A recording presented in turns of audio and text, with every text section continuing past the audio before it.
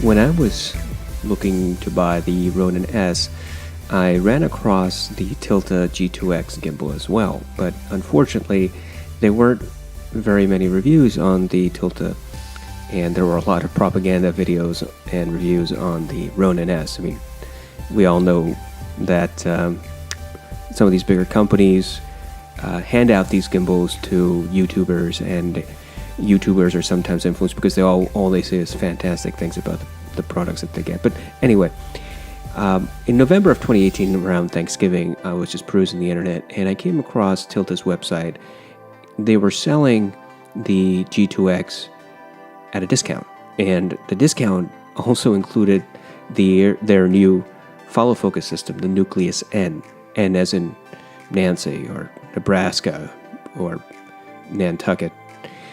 Anyway, it was $661 total with shipping, and I bought it. It was an impulse buy, and I have to say it was probably a stupid buy because I already had the Ronin-S, but I figured, when am I going to get an opportunity to get an alternative gimbal and review it, and also get an alternative and possibly a much better follow focus system than the DJI follow focus system.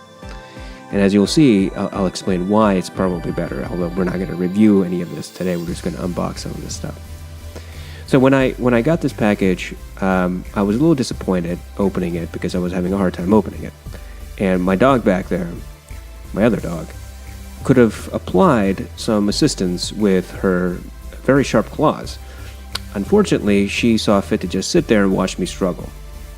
That was number one. Number two disappointment was the fact that when I finally got the packaging off, the plastic stuff, I realized that Tilta had shipped this very expensive gimbal in a shoebox. Now, first impressions matter, obviously. Everybody knows first impressions matter. So why would Tilta do this? I was so irritated by it. It's a minor thing, obviously. As long as everything inside is not damaged, who cares? But when I opened the shoebox, I realized, there's more to it. And so when you open this shoebox, you will find a very nice hard shell carrying case, much better than the one the DJI sends you, because the DJI carrying case is rather large, and it's foam, and it's blah. The Tilta is very compact. It's much more compact than the Ronin-S carrying case that DJI gives you. And I was even more surprised with the fact that how they were able to package everything in here. There's nothing to this carrying case. There's no pockets or anything like that. It's just, a clamshell. You open it up. And the first thing I noticed that struck me is that, they had really done a good job making sure that they used all of the space in there. You have to be careful when you open the hard shell case because there's that, mesh liner or whatever, sleeve at the top that has no elasticity to it. And so it'll just drop whatever is in there if you're not careful. So at the outset, what we have here is just normal screws, hex screws, wrench that you're going to get with any gimbal that you buy. You also have some wires. There's a power cord to charge the batteries. There's also a cord to negotiate, function the follow focus. And then there's this stuff. I was a little surprised. What is this? I couldn't recognize it from outside of the packaging or inside of the packaging. And so I undid it and I realized, oh yeah, duh. They're follow focus rings. The teeth on these look about the same as the teeth on the DJI follow focus rings. So if that is the case, and that's really nice because then I can interchange the two. I don't have to worry about going out and buying Tiltas or going out and buying DJI specifically. I can just swap them back and forth if I need to for whatever reason. So that's nice. You also get this nice instruction manual stuff.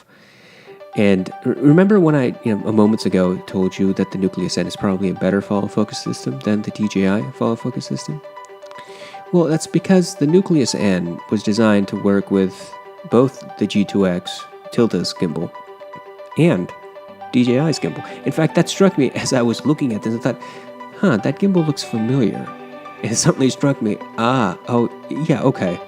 That's the Ronin-s gimbal.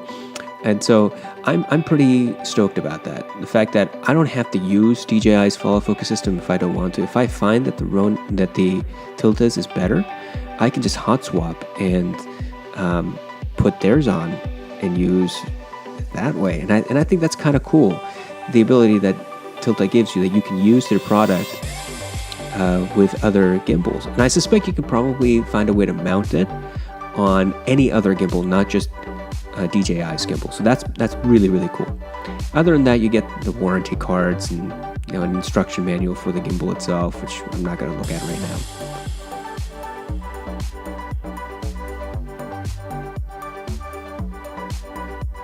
You also get these 4 batteries, and these batteries, I believe, are for the handle itself, the gimbal.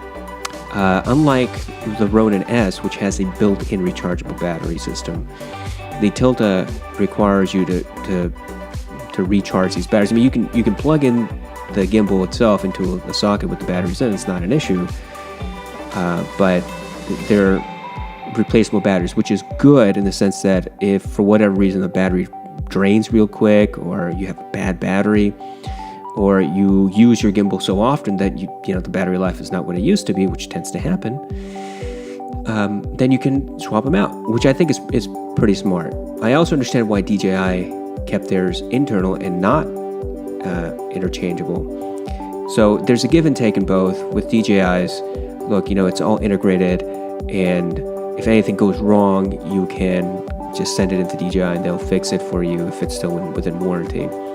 But I think I prefer having the option of swapping out batteries if I want to, because batteries go bad. Some of these batteries are only good for a couple of thousand charges at best, and a lot of us, when we're going out, we're not going to wait for the battery to die all the way before we charge. So that mounts up pretty quick. Now to the follow focus system itself, and here's the dog sniffing at it. That's actual wood. I mean, it feels like actual wood. I think it was marketed as actual wood.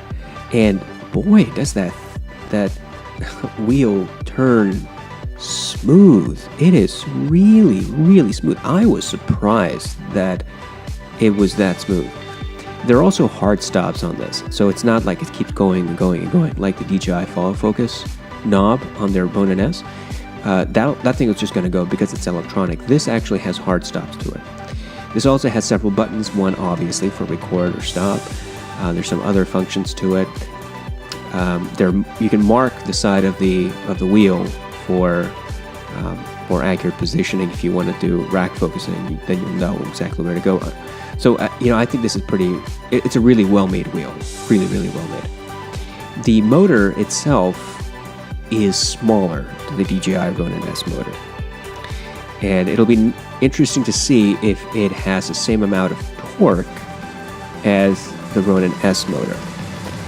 I feel that it probably doesn't, just because of how small it is.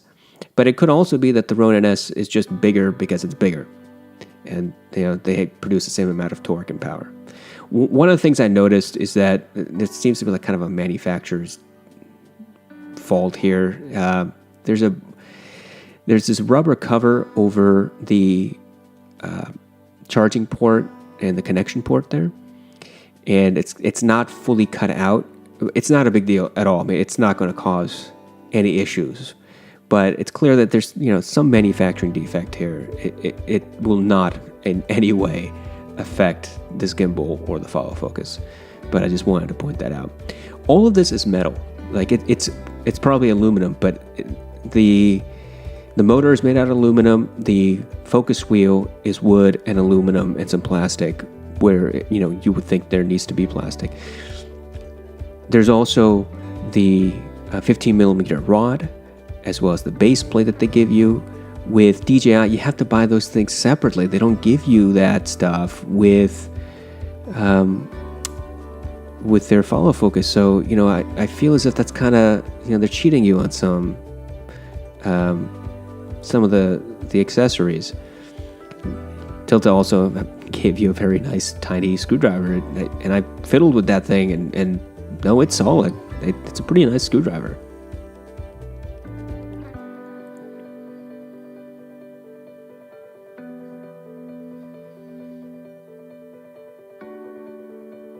And, obviously here am I unable to put things back together.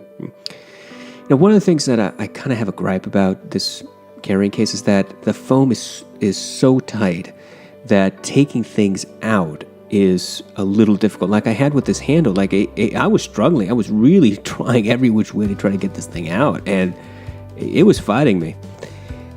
In one sense, it's great because everything's going to be secure, but in the other sense, it's really difficult when you want to just take things out. The handle, the grip, oh my God, this thing looks like, well, it's designed to be a gun handle, all right? You'll see, the quick release for the battery is like releasing a clip from a gun, from a handgun. I mean, I'm not a particular fan of guns, but I think this is pretty cool. Their ingenuity to do this and their dedication to make it look like a gun handle, that's pretty cool. It feels great in the hand. The side is made of wood, and the wood does have etchings, carvings to it. The rest of it is aluminum, so it's very, very solidly built. And this is something. I have no idea what that is. I'll figure it out at some point. Here's the charger for the 4 yellow batteries that you just saw. This is the base plate. And I think I like the base plate to this a lot more than the DJI Ronin tripod thing, which is not particularly sturdy.